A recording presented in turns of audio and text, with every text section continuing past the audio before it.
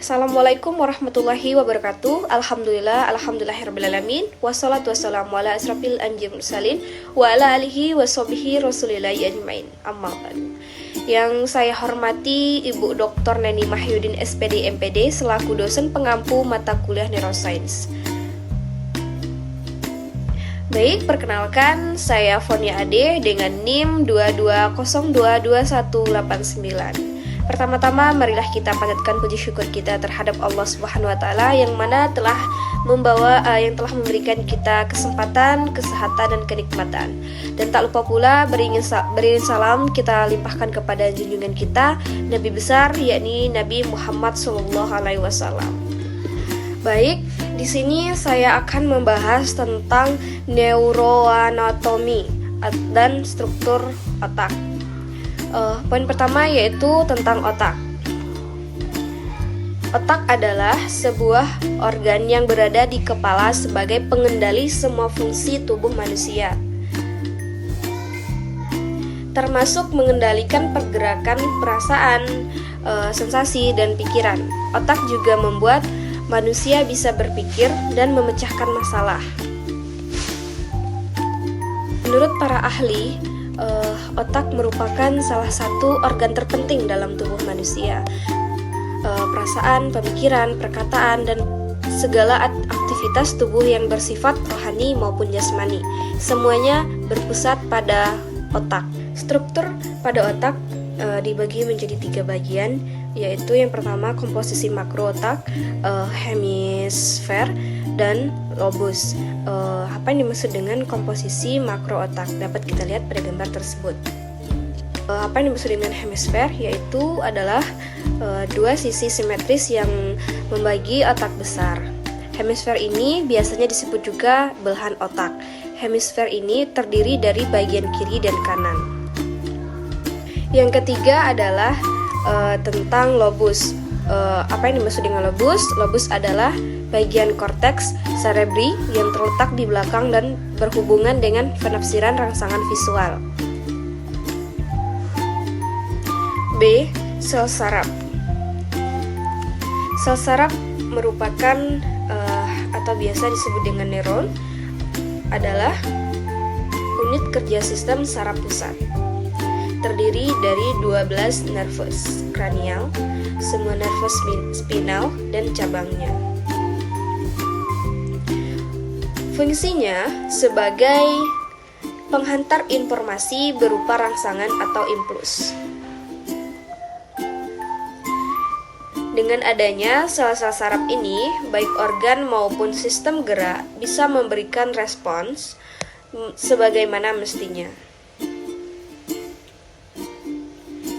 Neuron juga merupakan sel saraf yang dapat menghantarkan rangsangan, berperan dalam menyalurkan atau transmisi informasi yaitu komunikasi antar sel. Ditemukan di otak dan jaringan saraf serta saling berhubungan satu dengan lain. Neuron yang satu berhubungan dengan neuron atau sel lainnya melalui celah sinaps. Bagian dari neuron yaitu dendrit, badan sel, dan action. Selanjutnya jenis-jenis sel saraf, yaitu terbagi menjadi 3 bagian. Yang pertama saraf motorik, yang kedua saraf otonom, dan yang ketiga saraf sensorik. Saraf motorik adalah kumpulan saraf di otak, tulang belakang, dan jaringan otot. Dan saraf otonom secara garis besarnya adalah saraf otonom ini berperan dalam mengatur proses tubuh seperti tekanan darah, detak jantung, dan laju pernapasan. Sensorik atau reseptor yaitu suatu organ atau sel yang berguna untuk menerima stimulus atau rangsang. Dengan menggunakan alat ini, sistem saraf mengenali perubahan dari beragam bentuk energi, baik itu pada lingkungan sekitar, di dalam ataupun di luar. Sensorik juga berfungsi untuk menerima rangsangan dari luar tubuh yang kemudian disampaikan ke otak. Yang ketiga, kita membahas tentang sensori. Berdasarkan mekanismenya, sensori bisa didefinisikan sebagai stimulus atau rangsang yang datang dari dalam maupun luar tubuh. Stimulus tersebut masuk ke dalam tubuh melalui organ sensori atau panca indera. Nah, di sini ada beberapa stimulus yang dapat kita bahas, yaitu yang pertama, stimulus taktil, berhubungan dengan indera peraba. Sentuhan dan tekanan adalah dua cara menstimulasi indera peraba. Selanjutnya, stimulasi vestibular, berhubungan dengan keseimbangan tubuh. MOMS dapat merangsang si kecil dengan ayunan-ayunan lembut. Lalu, ada stimulasi olfaktori yang berhubungan dengan penciuman. Rangsangan indera penciuman si kecil dengan memberikan aroma-aroma harum dan merelaksasi. Keempat, berikan stimulasi visual kepada si kecil.